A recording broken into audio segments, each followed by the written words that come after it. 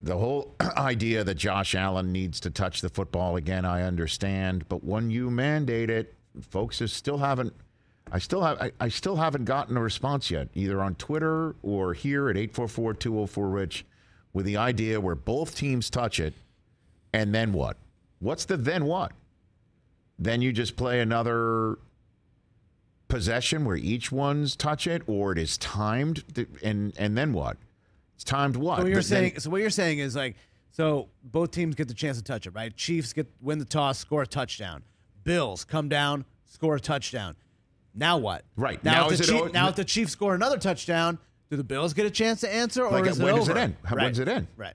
Because then that's like college football overtime. Right. But I don't want college football overtime because it stinks, because it removes the kicking game from the game. And wouldn't you think the Green Bay Packers would be the first in line this playoff season to say, please, let's get rid of the kicking game? Right. Let's just keep it to offense and defense, remove that phase from the game? Sure. How fair is that? Not at all. You know, the games end on kicks for a reason, because that's part of the phase of the three phases of the game. Don't forget, everybody, you make fun of kickers or kicking game and all this stuff, get the kicking out of it, including our good friend Larry David. The only part of the game, the only phase of the game where there is actual foot and ball connecting is special teams. You are not allowed on offense to kick the ball down the field to your receiver. You don't kick it. You don't use your foot with the ball.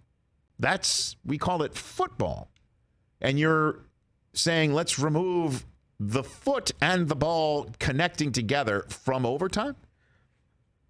I'm willing to bet most fans don't share your appreciation and love for the kicker, though. I know that. I fully am aware of that. People don't have that I get it. Feeling. I get it because they're not players. They don't hit. They don't tackle, although Tyreek Hill was stopped by the punter. He tackled him. Yeah, but that's an anomaly, No, Rich. let's not do that. It's an anomaly. Punters don't do this. No, they're not real athletes. They're not whatever, blah, blah, blah. You know, they sit there and watch soap operas while the rest of the team practices.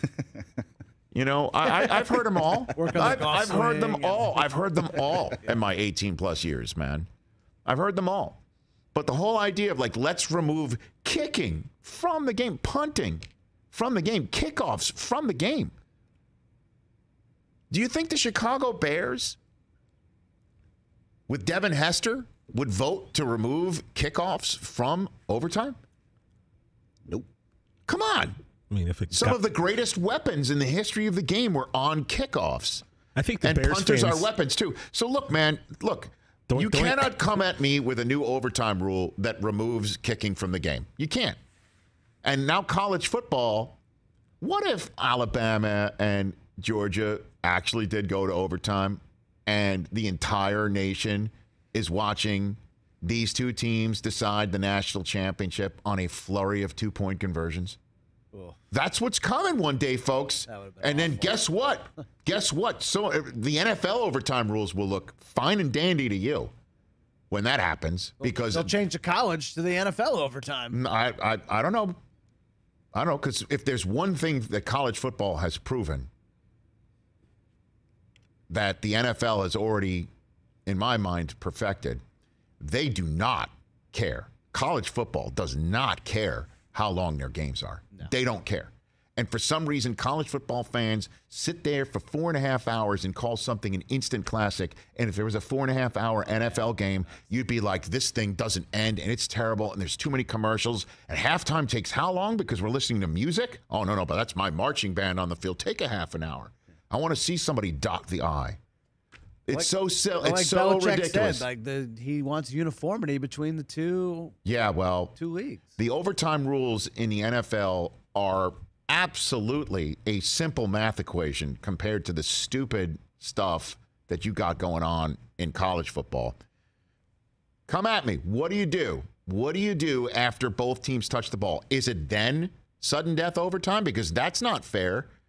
So now the team that chose that, you know what? That might be the way to actually balance this out.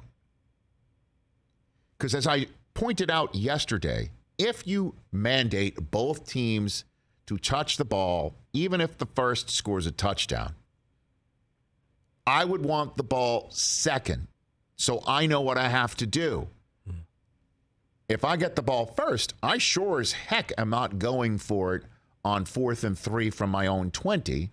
I'm going to punt it and play football defensively, even if my defense is gassed like both defenses were on Sunday night, which has led to this whole conversation that the coin flip decided it. Trust me, the coin flip wouldn't have decided it between San Francisco and Green Bay. Both defenses were playing lights out.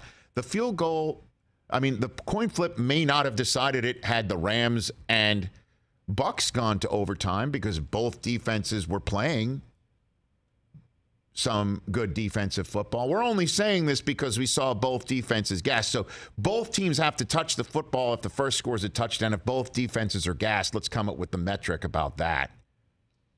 It makes no sense in my mind.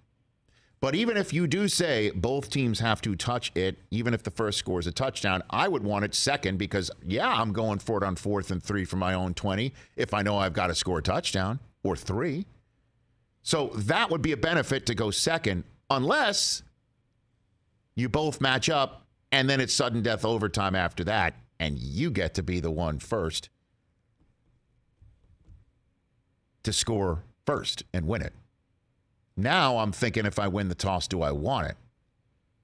I put up the most points possible there, play defense. And if I play defense well enough, even if I score a touchdown, I know I'm getting it to win the game. Something to think about. Hey, you watched all the way to the end. Thanks for that. Watch more right here.